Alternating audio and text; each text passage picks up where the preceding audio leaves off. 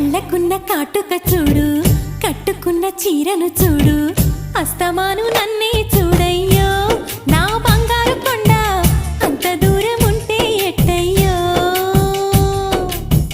చెవులకున్న దుద్దులు చూసా, ముక్కుకున్న ముక్కెర చూసా, చూడమన్నవన్నీ చూశానే. నా పువ్వుల దండ చూపకుండా ఎన్నో దాచావే.